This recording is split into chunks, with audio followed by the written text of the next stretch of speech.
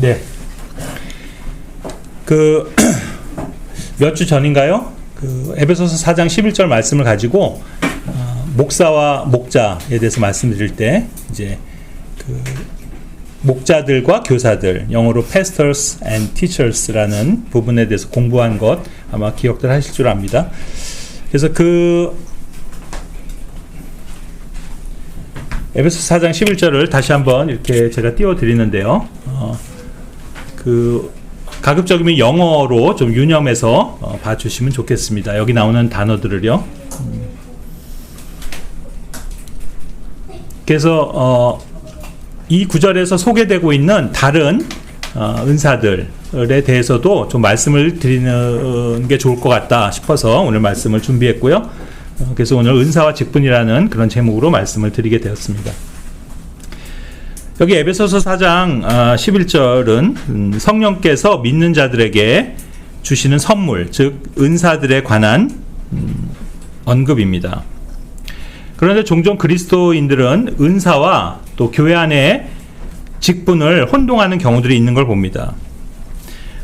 여기 이 구절에서도 등장하는 명칭들이 이 사람들이잖아요. 그러니까 사도들, 또 예언자들, 또 복음 전도자들, 목자들과 교사들 이렇게 지칭하고 있기 때문에 자칫 이것을 직분들로 오해하기도 하는 것 같습니다.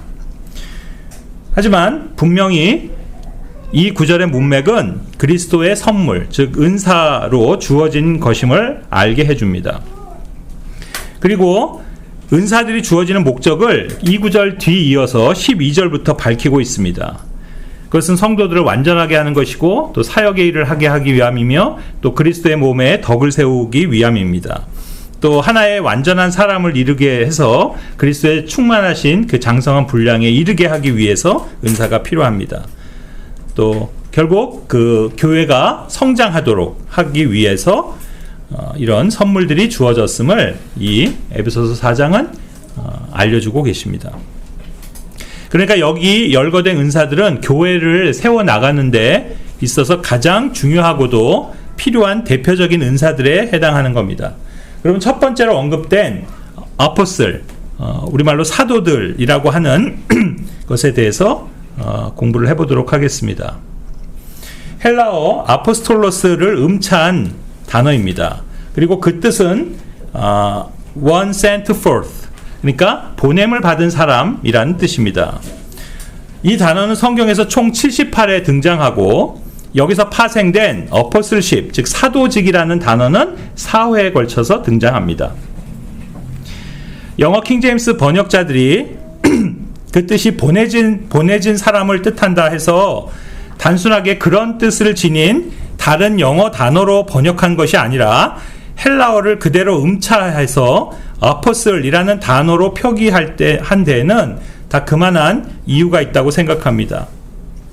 즉 그저 어떤 사람에 의해 보내지거나 파송된 것을 의미하는 것으로 말한다면 우리가 잘 아는 메신저 같은 단어로도 충분히 번역이 가능했을 겁니다. 그렇지만 성경에서 이 단어는 예수 그리스도에 의해 선택되고 보내진 아주 특별한 어떤 사람들만을 뜻하기에 이는 고유 명사화된 단어로 표현해야 했던 겁니다. 그래서 그냥 헬라어를 음차해서 이 특별한 단어를 만든 겁니다. 그렇기 때문에 이 단어를 한국말로 번역할 때에도 특화된 단어로 번역해 줘야 한다고 믿습니다. 예전에 제가 이 문제 때문에 공인력을 펴내신 형제님과 격론을 벌였던 기억이 있습니다. 그 번역자 형제님은 이 단어가 지닌 원래 의미를 살려 파송자라는 말로 모두 번역을 해야 한다라는 것이었습니다. 그래서 그때 저는 그건 아닌 것 같습니다 라고 이의를 제기했던 거죠. 그 이유는 만약 파송자라는 말로 번역을 해버리면 오늘날에도 여전히 많은 사람들이 여러 가지 형태로 파송하고 또 파송되고 있고, 왜 가장 흔하게는 선교사를 파송하고 있는데 그렇다면 선교사도 아포슬이 될 수 있고, 그러면 오늘날에도 아포슬에 해당하는 사람들이 존재하는 것이 되고 맙니다. 그러나 성경이 말하는 그 사도로 번역해야 하는 아포슬스는 더 이상 존속되지 않는 은사의 사람들이기 때문에 영어 성경도 그 특별한 의미를 부여해서 구별된 단어로 써준 것과 같이 우리말로도 그런 식의 특별한 단어를 채택하는 것이 맞고, 그런 면에선 사도라고 하는 단어가 적절한 단어인 것 같다는 게 제 의견이었습니다. 실제로 사도를 사전에서 찾아보면 어떤 임무를 부여받고 파견되는 사람이나 동물을 뜻합니다. 그런데 그 형제님은 자신의 뜻을 굽히지 않으셨고, 결국 나중에 출간된 최종본을 확인해 보니까 정말로 아포스리라는 단어를 모두 예외 없이 파송자로 번역을 해 놓으셨더라고요. 아무튼 제 판단은 이렇습니다. 신약 성경에서 아포스는 특별한 사명을 받아서 보내진 사람들을 뜻하는 건 맞지만, 그 부르심과 사명이 주 예수 그리스도에 의해 직접 주어진 사람들에 국한한다는 사실입니다. 그것도 아주 제한적인 인원과 또 시기에 적용되는 사람들입니다.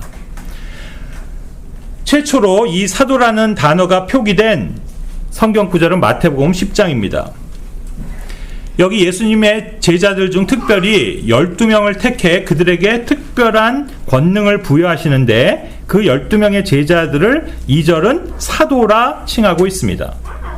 그러니까 당시 예수님을 따르던 제자들은 많았지만 그들 모두가 사도로 불린 것이 아니라 오직 특별히 선택된 그 12명만이 사도로 불리면서 특별한 임무를 받아 보내진 사건입니다. 그러므로 성경에서 아포슬로 번역된 사람들은 예수님을 직접 따르거나 예수님이 직접 부르셔서 그분께로부터 어떤 사명을 받은 사람을 뜻합니다.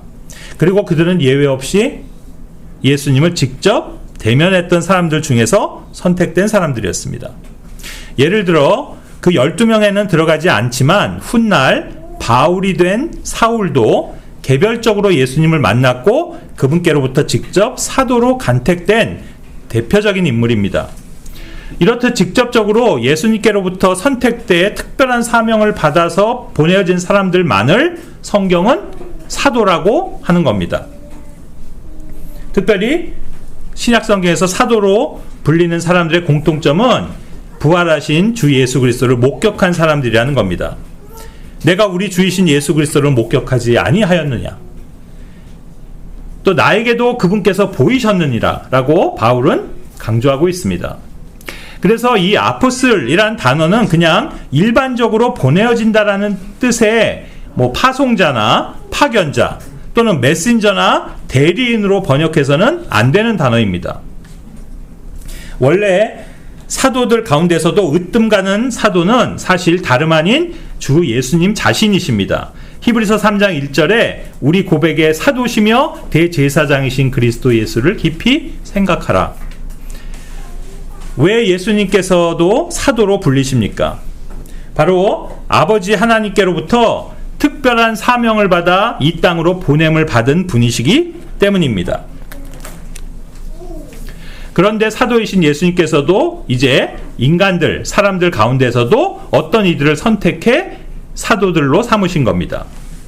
그리고 그 신약의 사도들은 교회의 기초를 놓은 사람들로 교회를 세운 데 있어 가장 중요한 역할을 감당한 은사였습니다.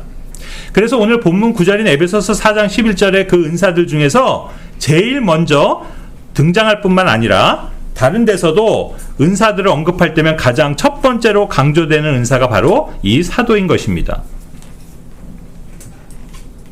문제는 이만큼 교회 안에서 그 역할과 권위가 중요한 사도들이다 보니 과연 그 은사가 교회 시대 내내 지속되거나 오늘날에도 존재하느냐 하는 점입니다.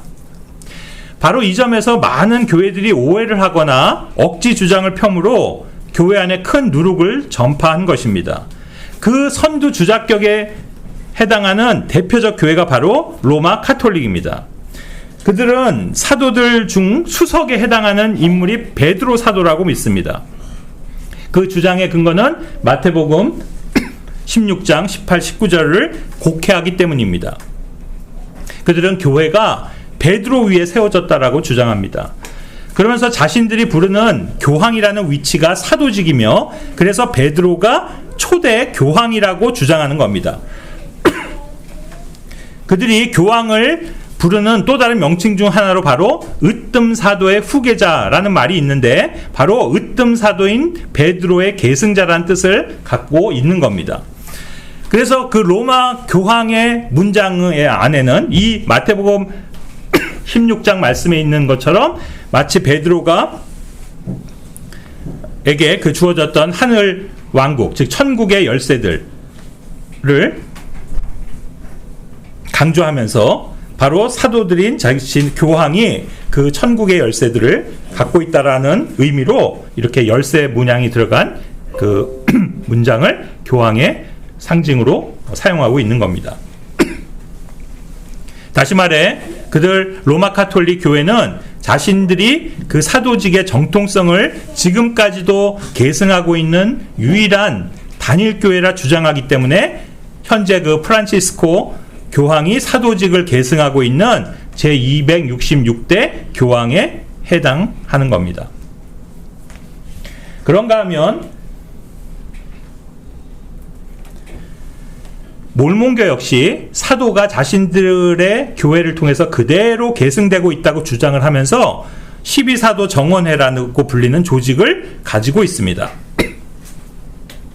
제 본가가 저기 신촌간 동교동 아닙니까? 거기서 오래 살았는데, 제가 어릴 때부터 살았잖아요. 거기 신촌 근처에 바로 이 몰몬교 본부가 있습니다. 제가 중학교 때 거기를 가본 적이 있어요. 그 성전 안에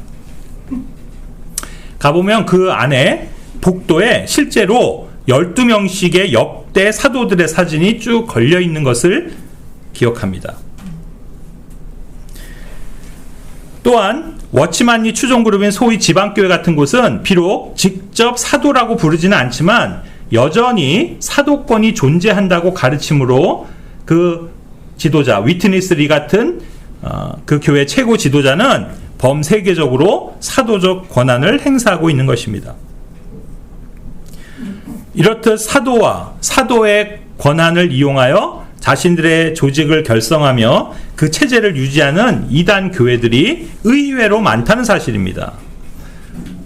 그런데 더 심각한 문제는 오늘날 개신교 목사들 또한 바로 이렇게 사도를 흉내내거나 사도권을 차용해 교권을 강화한다는 데 있습니다.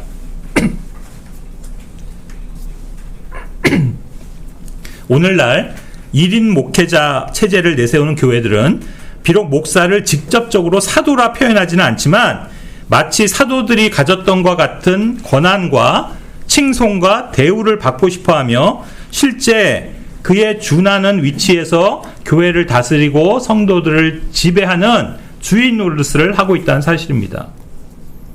하지만 분명하게 말씀드리지만 사도는 요한을 마지막으로 더 이상 존재하지 않습니다.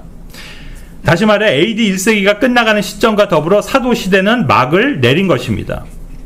그리고 그 후로는 사도에 해당하는 그 어떤 은사나 권한이 교회들 내에서 더 이상 유지되지 않는다는 사실입니다. 그러므로 사도의 징표로 주어진 능력과 이적과 표적의 은사들 역시 사도들의 사멸과 함께 소멸된 것입니다.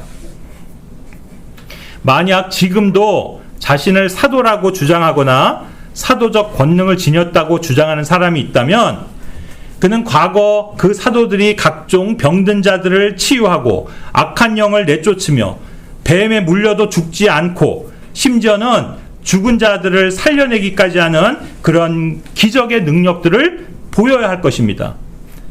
그렇지만 우리가 확인하는 바대로 그들은 사도의 권한은 행사하려 하고 사도가 받은 존경의 대우는 받으려 하면서도 정작 사도가 지닌 능력들은 1도 발휘하지 못하는 사람들입니다. 그 이유는 단순한데 그들은 사도가 아니며 현 시대에는 더 이상 사도는 존속되지 않는 은사이기 때문입니다. 두 번째, prophets, 예언자들이라 불리는 사람들입니다. 이 단어 역시 오해가 많은 단어입니다. 심지어 한글로 킹제임스 성경을 번역하는 성경들이 많은 혼선을 야기하고 있는 부분이기도 합니다. 말씀보존학회 한킹 성경은 예전 개역 성경을 따라서 이 단어를 선지자로 표기하고 있습니다.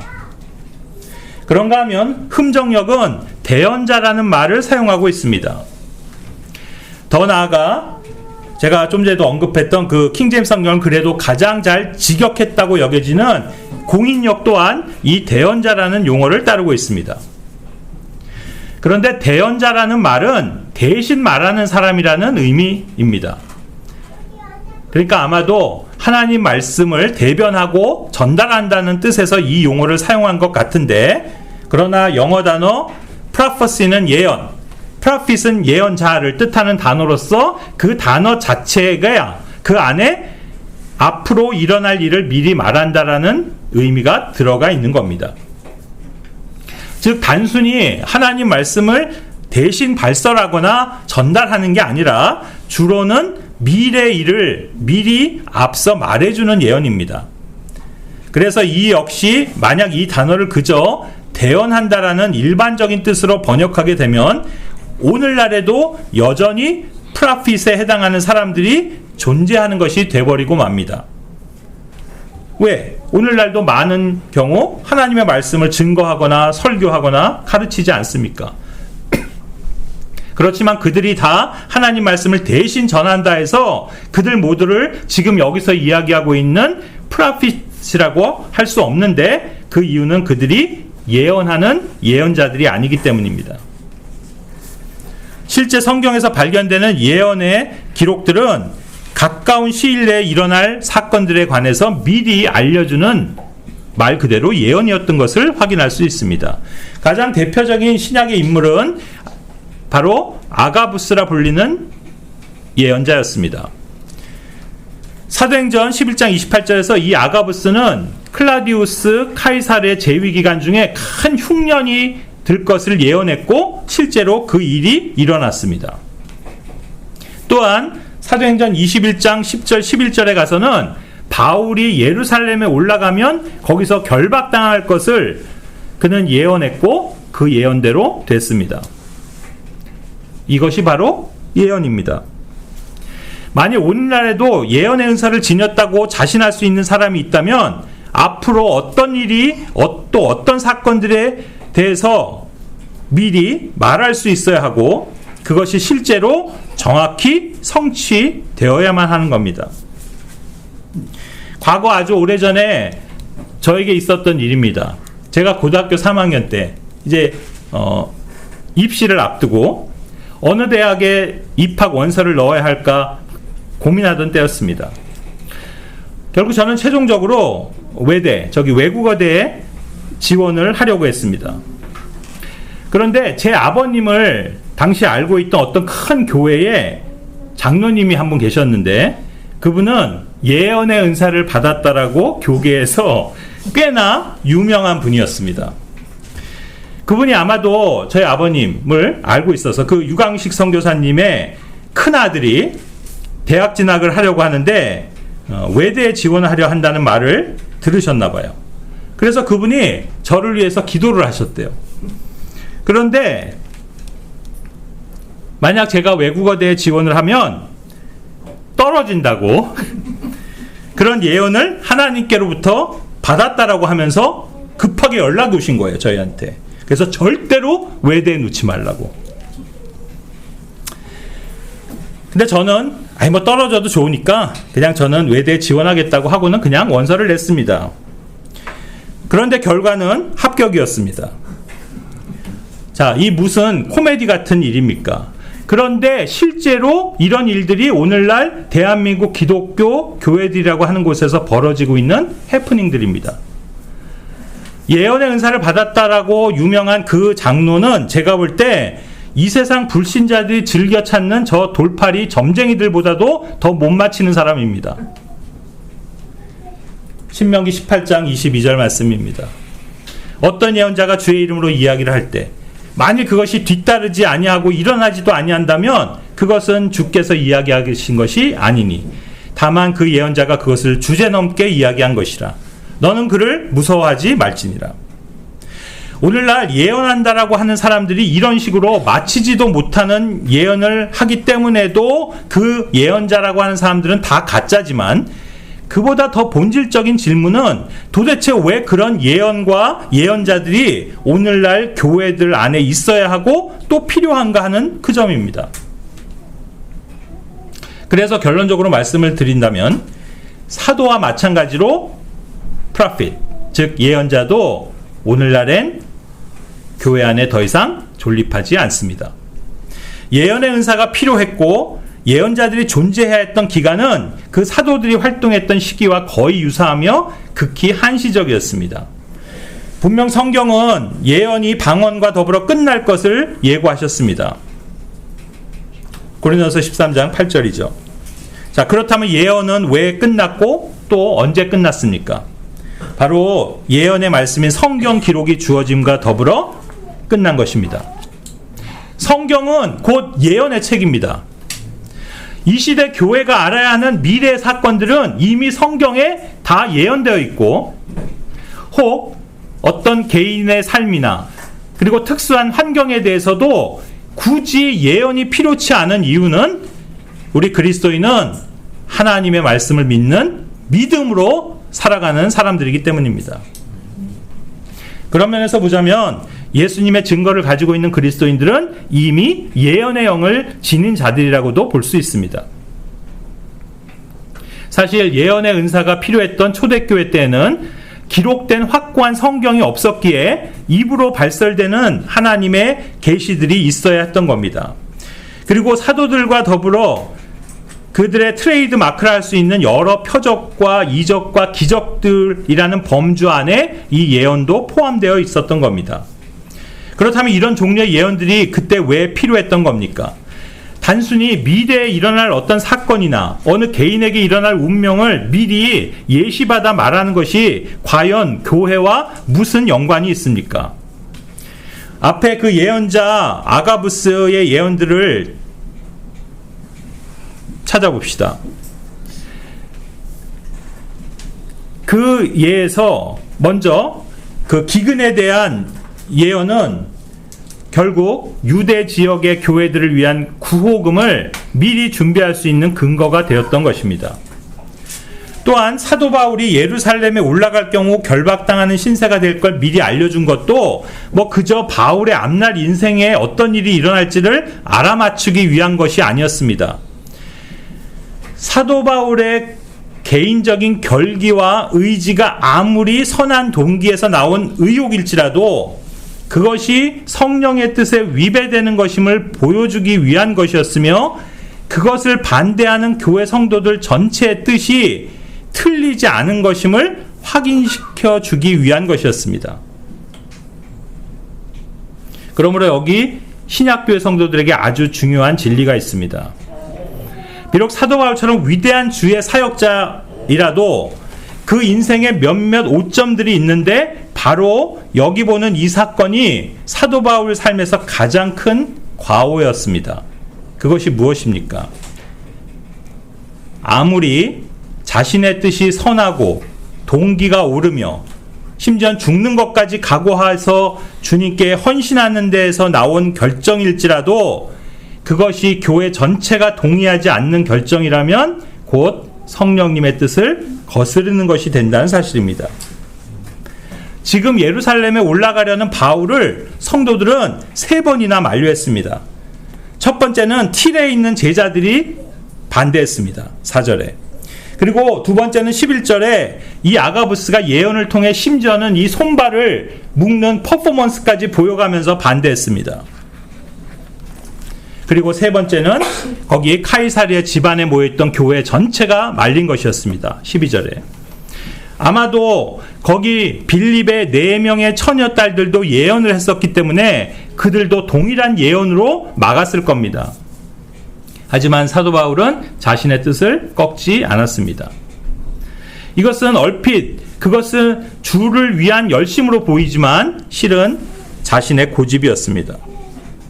물론 바울의 이런 실수에 대해서도 주님은 모든 것을 합력하여 선을 이루시는 그분의 섭리에 따라서 그런 환경도 사용하셔 상황을 역전시키셨지만, 이것은 사도 바울 인생의 최대 오점으로 남은 것입니다.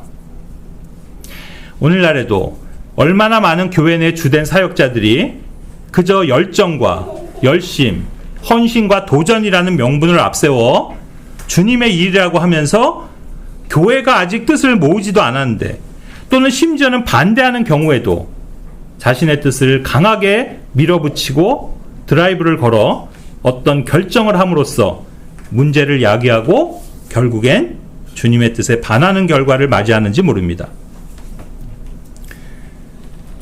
세 번째는 에반젤리스트입니다. 이 역시 헬라어 유앙겔리스테스라는 말에서 유래한 단어인데, 오늘 본문 구절인 에베소서 4장 11절을 포함해 성경에 딱 3번 등장하는 독특한 단어인데, 그 뜻은 단순히 말해 신약에서의 복음을 전한 사람을 의미합니다. 그런데 우리 모두 알고 있고 믿고 있다시피 복음은 그리스도인이라면 모두가 다 전해야 하는 일이기에 모든 그리스도인이 다 복음을 전한 자들이라 할 수 있습니다. 그러면 그렇다 하여 모든 그리스도인을 향해 이 에반젤리스트라는 말로 부를 수 있냐면 그렇지는 않은 것 같습니다.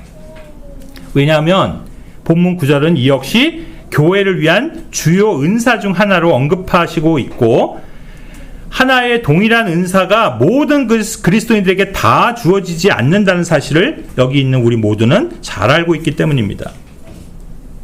그렇다면 에반젤리스트는 일반적으로 모든 그리스도인들이 복음을 전하는 것에 해당한다기보단 좀 더 특별하게 복음을 전하는 은사적인 측면에 연결된 사람들일 것입니다. 먼저 이 단어가 처음 등장하는 구절은 사도행전 21장 8절인데요. 거기 보면 7 중에 하나인 전도자 빌립이라는 표현이 나옵니다. Philip, the evangelist, which was one of the 7. 바로 우리가 잘 알고 있는 인물인 빌립입니다. 근데 아시는 바대로 그는 처음 예루살렘 도시에서 시작된 그 교회 안에서 소위 집사 역할을 위해 임명되었던 그 7명 중 한 사람임을 말씀합니다. 그러니까 빌립은 집사의 직분을 수행하였지만 은사적으로는 복음 전도자였습니다. 실제 그가 복음 전도자로 활약한 사건을 사도행전 8장에서 보게 되는데, 여러분 다 기억하시는 그 사막으로 내려가서 에티오피아인 네시에게 예수 그리스도를 알려주고 구원받게 했던 그 일입니다. 뿐만 아니라 그 이후에도 빌립은 이 복음 전도자 에반젤리스트로서 당시 많은 도시에서 많은 사람들에게 복음을 전했던 사람임을 알 수 있습니다. 그가 그 에티오피아 네시를 구원한 직후에 아조투스라는 도시에서 나타나서 복음을 전했고, 또 여러 도시들을 거쳐서 최종적으로는 카이사랴에 도착하였음을 알 수 있습니다. 그래서 아까도 우리가 확인했었지만 사도행전 21장 8절에 와서는 그의 집이 카이사랴에 있었고, 또한 그에게는 아직 미혼인 딸들이 넷이 있었음을 보기 때문에 그는 가정이 있는 사람이었음을 알게 됩니다. 즉 빌립은 초기에 예루살렘의 교회 안에서 집사의 역할도 맡아 섬겼던 인물이지만, 그는 복음 전도자로서 여러 도시를 돌아다니며 복음을 전했고 카이사랴에 정착해 그곳에서 가정교회를 이루었던 사람입니다. 그러니까 그의 직분은 집사였고, 또 아마도 훗날엔 장로가 됐을 겁니다. 그랬지만 그의 은사는 복음 전도자였습니다. 그런가 하면 이 에반젤리스트란 단어가 사용된 또 다른 구절이 디모데후서 4장 5절인데, 그 구절을 통해서 디모데 역시 복음 전도자인 것을 확인할 수 있습니다. 그런데 디모데 역시 에베소에 파송이 되어 있고 에베소에서 첫 번째 감독으로 임명되었다라고 킹제임스 성경은 디모데후서 말미에 첨가적으로 설명하고 있습니다. 그러니까 디모데는 나중에 감독의 직분을 갖게도 되었지만 원래 그의 은사는 역시 복음 전도자로 보내진 것입니다. 그래서 에반젤리스트란 특별한 사명을 안고 어딘가로 가서 복음을 전했던 사람들을 뜻하는 단어임을 알 수 있습니다. 그런데 흥미로운 점은 이곳저곳을 다니며 그 누구보다 복음을 많이 전했던 바울은 자신의 은사를 밝히면서 단 한 번도 자기를 에반젤리스트라고 부르지 않았다는 사실입니다. 오히려 그는 자신의 은사를 세 가지로 밝히고 있습니다. 디모데전서 2장 7절과 디모데전서 1장 11절에서요. 무엇입니까? 첫 번째는 프리처, 선포자입니다. 두 번째는 아포슬, 사도입니다. 그리고 세 번째는 티처, 교사, 이방인의 교사로 자기가 부름을 지명되었다라고 말하고 있습니다. 여기 프리처라는 선포자가 이 에반젤리스트와 비슷한 의미가 되기도 하지만 어쨌든 단어가 다르니 정확하게는 차이를 두고 있습니다. 다시 말해 에반젤리스트란 사람들은 복음을 전하는 것과 관련해 특별한 사명을 띠고 임무를 수행하는 사람을 뜻하는 용어로 이해하기 아주 쉽게 말하면 일부러 복음을 전하기 위해 다른 곳으로 가는 사람입니다. 오늘날 우리가 흔히 말하는 선교사와 같은 역할일 겁니다. 즉 아직 복음이 전해지지 않은 곳으로 가서 복음을 전한다거나 또는 어떤 특정된 사람들을 구원하기 위해서 복음을 전하는 그 일을 전적으로 수행하는 사람 말입니다. 그렇다고 한다면 오늘날 우리가 선교사라 부르는 그 말을 올바른 성경적 표현으로 바꾼다면 바로 이 복음 전도자가 맞을 것입니다. 다시 말해 영어로 미셔너리는 성경적 용어가 아니고 이 에반젤리스트라 부르는 게 적합하다는 뜻입니다. 그런데 100번 양보해서 이 선교사라는 단어가 지금 이 복음 전도자, 에반젤리스트란 말과 같은 의미라 쳐도 그것은 은사이지 직분이 아닙니다. 그러니까 오늘날 어떤 사람을 목사님이라고 부르는 게 잘못인 것처럼 아무개 선교사님이라고 부르는 것 또한 잘못이란 말입니다.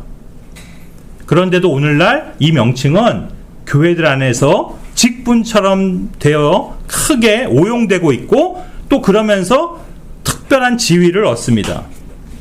애석하게도 복음 전파에 열심히 있는 교회들일수록 더 그렇습니다. 사실 여기 저만 해도 과거에 그러했습니다. 왜냐하면 제 선친이 대외적으로 가장 많이 불린 직함이 바로 이 선교사였기 때문입니다. 물론 저희 아버님은 선교단체를 이끄셨었고 또 해외 선교와 관련해 많은 활동을 하셨기 때문에 누구나 우리 아버님을 부를 때 유광식 선교사님이라고 했던 겁니다. 그래서 그런 표현이나 관념에 젖어있던 저나 우리 가족 그리고 교회 성도들도 너무나 당연하게 그렇게 부르는 것에 익숙했었고 더 나아가선 일면에 프라이드까지 갖고 있었습니다. 아, 우리는 선교회다. 우리 아버님은 선교사다. 우리는 선교에 남다른 열정과 비전을 가진 교회다. 이렇게 말입니다. 이렇게 복음과 선교에 오리엔티드 돼 있던 저였기에 선교나 선교사란 말이 실은 틀린 것이고 성경적 진리에서 많이 벗어난 것임을 깨닫고 그 기존 고정관념들이 깨어지기까지 너무나 많은 시간이 걸렸던 겁니다. 설사 현재 선교사로 불리는 개념이 지금 에베소서 4장 11절에서 언급하는 에반젤리스트의 그 맥이 약간은 닿아 있다 하더라도 이것 역시 더 이상 교회들에게 주어진 은사는 아님을 깨닫게 됩니다. 사실이지 선교사라는 용어는 성경에서 전혀 발견되지 않을 뿐더러 심지어 이 복음 전도자에 해당하는 에반젤리스트라는 것도 그 인물들은 우리가 앞서 확인한 것처럼 성경에선 빌립과 디모데뿐으로 바울을 포함해 그 어떤 다른 사람들에게는 이 명칭이 사용된 적이 없습니다. 이 본문 구절 에베소서 4장 11절은 분명 교회 안에 대표 은사들을 소개하면서 그중 하나로 이 에반젤리스트를 거론하고 있지만 이것이 사도나 예언자처럼 특별한 시기에 특별한 목적을 위해 필요한 은사로서 그리스도인들이 일반적으로 복음을 전하는 것과는 다른 것임을 깨닫게 됩니다. 저는 그것을 뒷받침해주는 아주 흥미로운 성경 기록의 차이를 발견했습니다. 이 에베소서 4장 11절처럼 교회 안에 대표 은사를 열거하는 성경의 또 다른 구절이 있는데 그건 고린도전서 9장 28절입니다. 하나님께서 교회 안에 어떤 일을 세우시지? 첫째로 사도들이요, 둘째로 예언자들이요, 셋째로 교사들이요. 그 뒤로 등등등. 자, 그런데 이 구절을 우리 오늘 본문 구절인 에베소 4장 11절과 한번 비교해 보시기 바랍니다. 에베소 4장 11절과 여기 고린도전서 9장 28절을 비교해 볼 때 무슨 은사가 빠져 있습니까? 예? 복음 전도자, 에반젤리스트 맞습니다. 에베소서 4장 11절은 세 번째로 복음 전도자를 언급하고 있는데 고린도전서 9장 28절은 그것을 빼고 그 네 번째로 위치한 교사를 바로 그 자리 세 번째에 올려놓았습니다. 그렇다면 여기에서는 왜 복음 전도자가 빠져 있을까요? 저는 바로 그 다음 구절이 해답을 준다라고 믿습니다. 고린도전서 9장 29절입니다. 모두가 사도들이냐? 모두가 예언자들이냐? 모두가 교사들이냐? 모두가 기적들을 행하는 자들이냐? 자, 묻습니다. 모두가 사도들입니까? 아닙니다. 그러면 모두가 예언자들입니까? 아닙니다. 그리고 모두가 교사들이 될 수 있습니까? 그 역시 아닙니다. 자, 그렇다면 이 말씀을 에베소서 4장 11절에 대입해서 다시 물어봅시다. 모두가 사도들이냐? 아닙니다. 모두가 예언자들이냐? 아닙니다. 그럼 모두가 교사가 될 수 있습니까? 물론 아닙니다. 자, 그러면 모두가 복음 전도자냐? 예, 실은 모두가 복음 전도자입니다.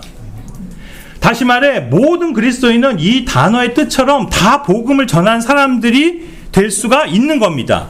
아니, 그리고 반드시 되어야 합니다. 바로 이 이유 때문에 고린도전서 9장 29절에서는 복음 전도자라는 말을 넣을 수가 없었던 겁니다.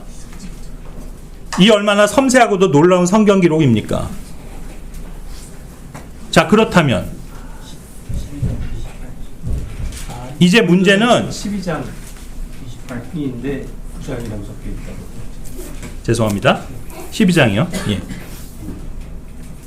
고린도전서 12장입니다. 죄송합니다. 문제는 오늘날 그리스도이면 누구나 이처럼 복음을 전하는 거라 해서 그럼 모든 그리스도인을 이 에반젤리스트라고 부를 수 있느냐는 점입니다. 결론적으로 말하자면 그것도 아니라는 겁니다. 모든 그리스도인이 복음을 전하지만 모든 그리스도인을 다 에반젤리스트라고 하지는 않습니다. 오늘날 모든 크리스찬들은 그 에반젤리스트라는 단어가 지닌 원래의 뜻처럼 복음을 전하는 자들인 건 맞지만 그렇다고 은사적으로 특화된 그 단어를 사용하지 않습니다. 그리고 사용할 필요도 없게 되었습니다. 이 점을 잘 이해하는 게 중요한데 앞서 사도들 또 예언자들 같은 은사의 사람들은 오늘날 더 이상 존재하지 않기 때문에 현재는 그렇게 불리는 사람들이 없는 거라면 에반젤리스트는 이제 모든 그리스도인들이 다 그 일을 하기 때문에 더 이상 특정한 사람을 그렇게 부를 필요가 없게 되었다는 말입니다. 그래서 저는 이렇게 표현하고 싶습니다.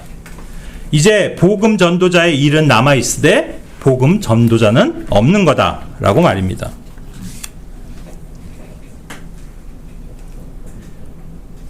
오늘 본문 9절에 언급되는 사람들은 은사로 부여된 사람들을 말하는 것이고 은사란 기본적으로 교회의 덕을 세우며 교회를 온전케 하기 위해 필요한 것이란 사실을 다시 한번 기억할 필요가 있습니다.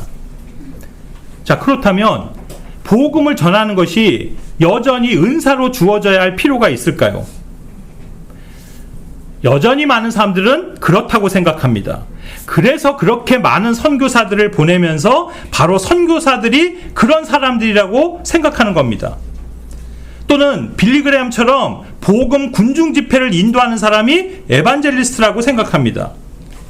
그렇다면 따져봅시다. 복음 전도자는 아직 믿지 않는 사람에게 복음을 전해 믿게 하는 것인데 그게 교회 성도들을 완전하게 하고 덕을 세우는 일과 무슨 상관이 있습니까? 즉 그것을 어떻게 교회 유익을 위해 준 은사라고 말할 수 있습니까?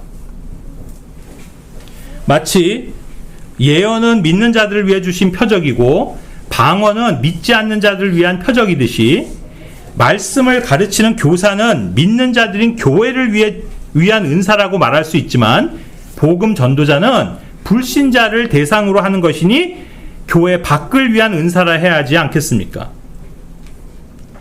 맞습니다. 복음 전도자의 은사는 복음을 전해 믿는 자들을 얻게 되는 그 순간까지만 필요한 은사입니다. 예를 들어 여기 복음이 들어가지 않은 어떤 나라가 있습니다. 그래서 다른 나라에 있는 이미 복음을 알고 있는 사람이 자이든 타이든 복음 전파의 목적을 가지고 그 나라에 가서 복음을 전했다라고 해봅시다. 그렇다면 그 사람은 틀림없이 지금 이야기하고 있는 이 에반젤리스트라고 할 수 있을 겁니다. 그런데 그가 복음을 전해서 이제 그 나라에 믿는 사람이 생겼습니다.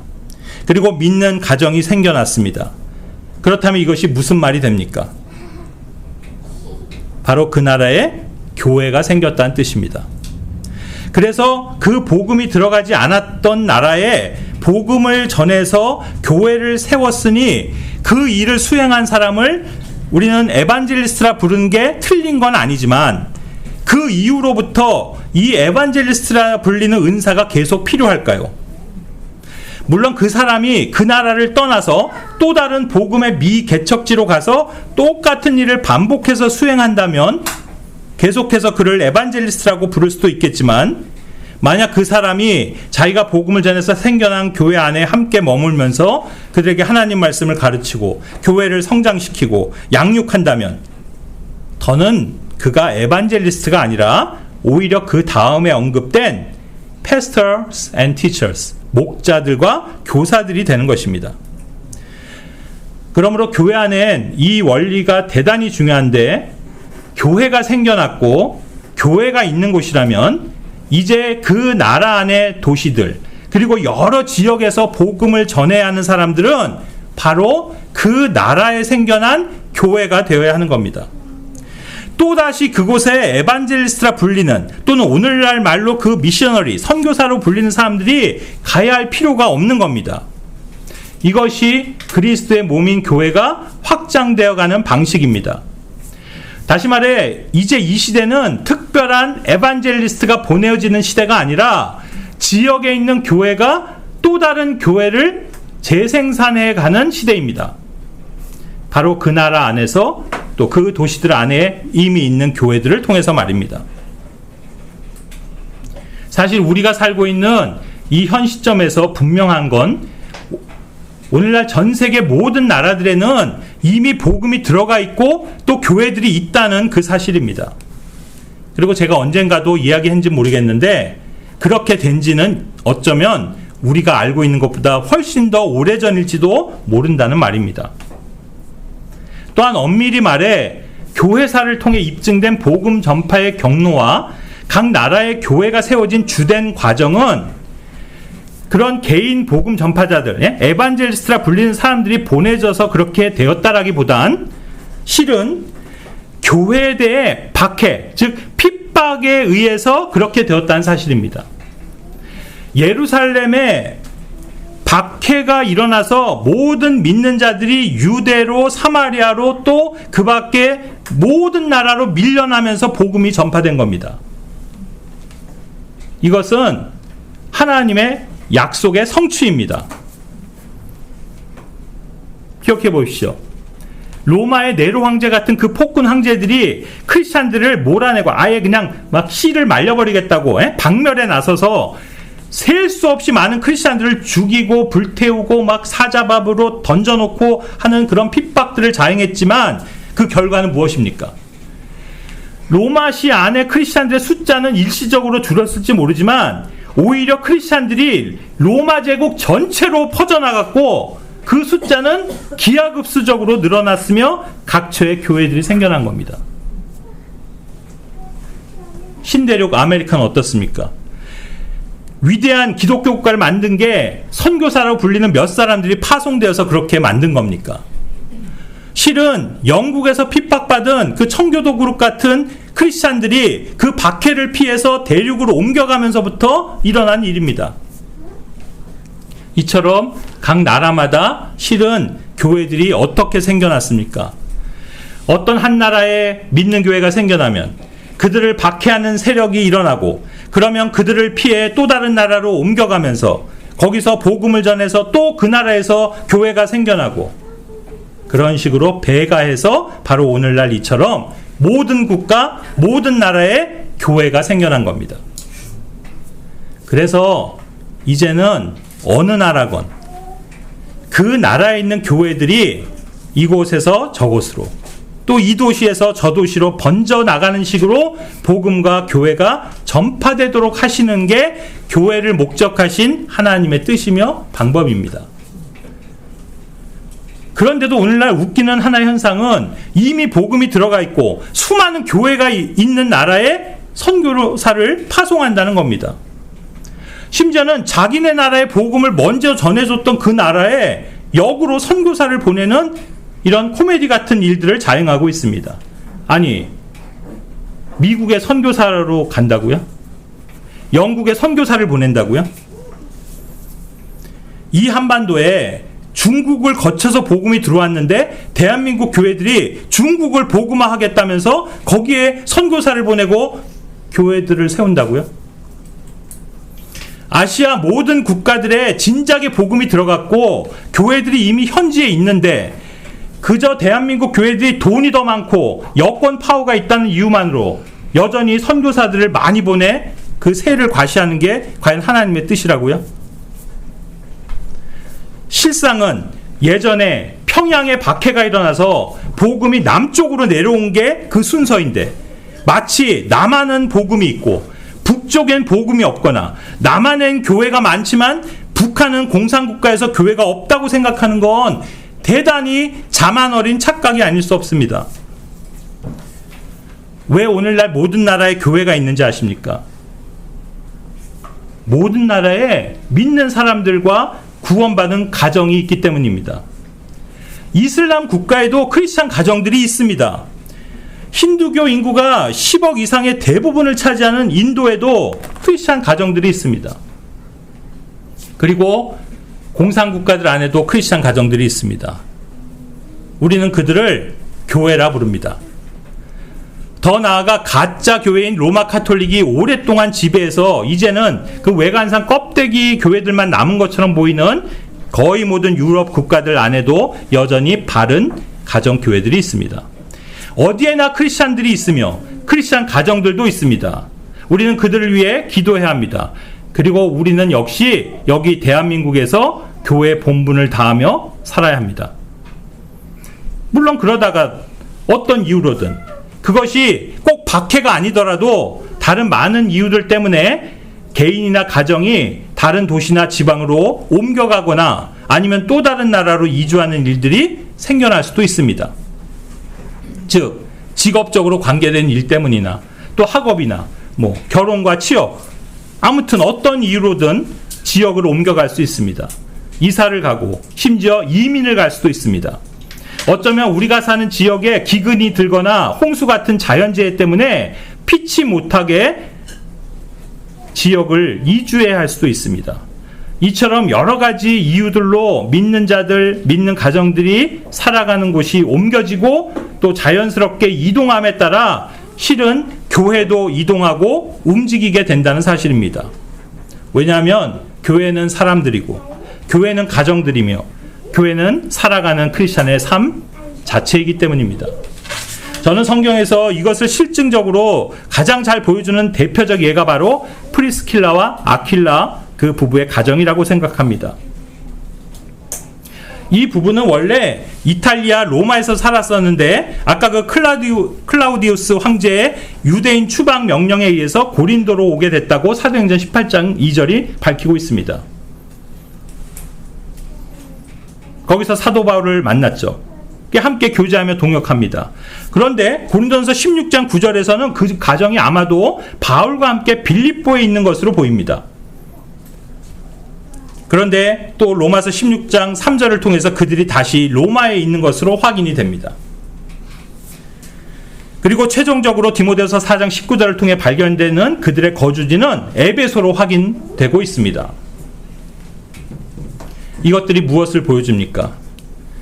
이 부부의 가정은 도대체 어느 지역교회의 회원입니까? 고린도입니까? 로마입니까? 아니면 에베소입니까? 그 어디도 아니라고 말할 수 있습니다. 또는 그 반대로 그곳들 모두라고 말할 수도 있습니다. 왠지 아십니까? 교회는 바로 그들 가정이고 교회는 그들 집에 있기 때문입니다.